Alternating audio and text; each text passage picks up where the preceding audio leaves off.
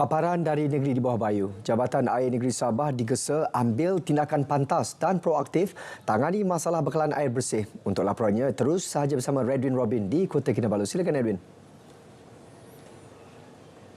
Ya, sahih. Jabatan Air Negeri Sabah JANS digesa agar mengambil tindakan pantas dan proaktif bagi mengatasi masalah bekalan air bersih di negeri ini dengan kadar segera. Ini termasuk turun padang meninjau loji rawatan air serta mengenal pasti kerosakan peralatan yang menjejaskan penghantaran air kepada pengguna. Menteri Pembangunan Masyarakat dan Kesejahteraan Rakyat Datuk James Ratib juga mahu kontraktor yang dilantik melakukan tindakan pembaikan segera termasuk menyelenggara pembersihan muka sauk yang terjejas akibat banjir. Saya minta supaya kontraktor-kontraktor yang dilantik oleh Jabatan Air ini supaya prihatin, mengambil tindakan cepat. Ambil tindakan cepat apa yang diminta oleh semua penguasa-penguasa loji itu. Jadi saya minta Jabatan Air turun padang. Tengok loji ini. Kecuaian, kelalaian kita tidak mengambil tindakan. Rakyat tahu ada air. Dia tidak tahu macam mana cara kita menyelesaikan itu. Beliau ditemui pemberita RTM selepas melawat loji rawatan air Botition. Dalam lawatan ini, Datuk James Ratib yang juga Adun Sugut meminta Jabatan Kerja Raya mempercepatkan penghantaran diesel untuk kegunaan jana kuasa bagi melancar operasi mengepam air dari loji tersebut kepada penduduk selain meminta Sabah Electricity Sdn Bhd SESB untuk membekalkan elektrik ke kawasan loji berkenaan. Dalam perkembangan berkaitan, Datuk James yang juga Exco Kesihatan Negeri berharap Kementerian Kesihatan KKM mencari satu mekanisme untuk merawat air dengan kekeruhan melebihi 1,500 NTU. Ini kerana tindakan KKM melarang air dengan kekeruhan tersebut dirawat kerana khuatir ia menjejaskan kesihatan penduduk boleh menyebabkan masalah bekalan air bersih pada musim tengkujuh. Loji rawatan air Botition dengan kapasiti 2 juta liter air beroperasi 16 jam sehari bagi menampung keperluan 15 kampung dengan hampir 10,000 penduduk. Sementara itu, dalam perkembangan lain, Datuk James mencadangkan satu jawatankuasa khas ditubuhkan bagi menangani isu dan hal berkaitan tanah persekutuan yang masih banyak tertangguh di Sabah. Jawatankuasa itu akan berperanan melakukan pemutihan terhadap tanah terlibat sekaligus mempermudahkan pelaksanaan projek pembangunan untuk rakyat di negeri ini.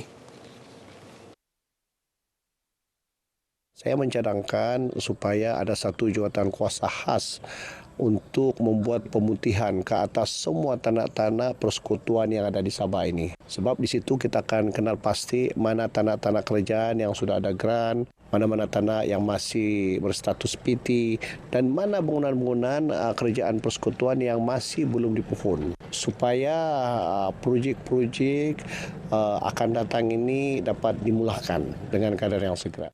Mengenai klinik kesihatan Tangkarason yang terbakar baru-baru ini, Datuk James memaklumkan Kementerian Kesihatan KKM memperuntukkan RM100,000 bagi mengubah suai dan membaik pulih Balai Raya Tangkarason untuk dijadikan klinik kesihatan sementara. Katanya KKM juga bersetuju membina bangunan klinik kesihatan yang baharu termasuk pembinaan kuartus di tapak asal dengan kos RM1.3 juta.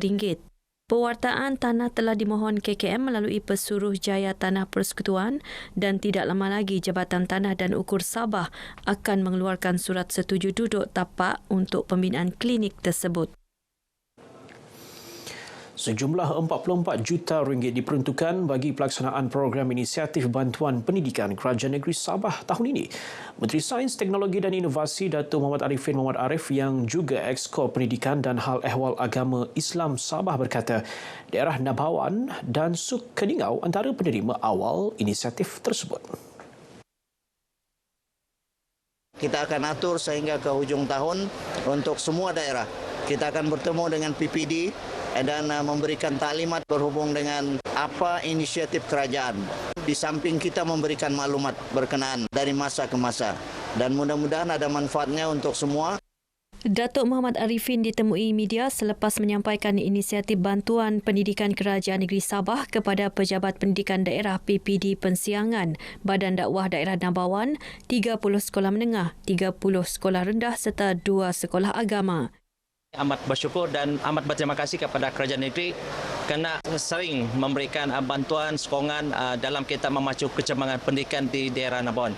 Di daerah Nabawan, untuk PBJ sekolah sebanyak 2.000 satu tahun. Jadi tujuan kewangan ini adalah untuk menjalankan aktiviti-aktiviti di sekolah lah, seperti gotong royong, majelis di sekolah lah.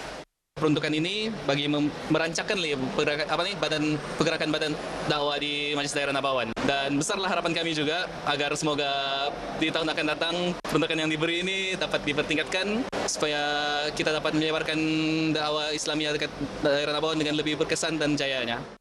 Tahun lalu, 43 juta ringgit diperuntukkan dalam program tersebut melibatkan 10 jenis bantuan, antaranya bantuan pendaftaran IPT, bantuan ihsan komputer dan bantuan aktiviti PIBG.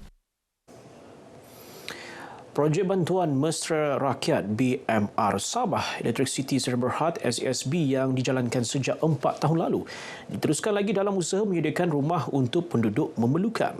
Pelaksanaan program Tanggungjawab Sosial Korporat CSR itu merupakan salah satu usaha SESB menyumbang semula kepada masyarakat. Pengerusi SESB Datuk Seri Panglima Wilfred Madius Tangau berkata, Tawau antara 7 lokasi yang dipilih bagi pelaksanaan projek BMR kali ini selain Tambunan, Tuaran, Ranau, Kundasang, Kinabatangan dan Kimanis. Mewakili daripada Tawau lah. Jadi salah satu daripada 7 buah rumah yang dibina SESB. Satu biji harganya 75,000 ya. Jadi 7 buah melibatkan lebih kurang setengah juta lah, 500 lebih ribu lah. Dato' Madius ditemui selepas majlis perasmian projek BMR SESB di Kampung Bombalai Sungai Imam yang disempurnakan Ahli Parlimen Tawau, Dato' Lo Sufui. Syarikat ini GLC lah, maknanya itu syarikat yang dimiliki oleh kerajaan. Ini memang amat dialukan daripada rakyat lah kerana memberikan ini perkhidmatan macam seperti yang ini. Rumah bantuan ini masyarakat rakyat. Pertama, syarikat-syarikat yang di bawah ini kerajaan ini pertama mesti memastikan prestasi mereka dijalankan dengan baik. Selepas selesai ini, kalau ada rezekinya, ya sepatutnya lah diperkongsikan oleh rakyat-rakyat. Sementara itu, waris penerima BMR Jumiati Kening yang mewakili abangnya Saharan Kening yang telah meninggal dunia tahun lalu akibat penyakit diabetes menzahirkan terima kasih atas bantuan ini. Umur dia sudah 70 lebih ya. Alhamdulillah, macam ucapan ribuan terima kasih kepada yang terlibat dalam emergency ini kan. Saya ucapkan ribuan terima kasih banyak-banyak. Macam ada berapa orang anak? 6. Kebetulan ada electricity, dia punya haji tu dah kan datang. Dia cakap kami pun boleh bantu. Jadi Ji, kalau kamu boleh bantulah saya punya abang ni kan. Sebab dia tinggal di Pondok Buruk sana tu kan. Rumah BMR yang mempunyai 3 bilik tidur, ruang tamu, dapur dan tandas ini turut dilengkapi dengan kelengkapan asas rumah seperti tilam, langsir dan set meja makan. Baik, sekian paparan berita dari Sabah untuk petang ini. Dari sungai hingga segara, Palestin pasti merdeka. Kembali bersama dengan Sahih di Angkasa Puri. Sahih. Baik, Redwin, terima kasih.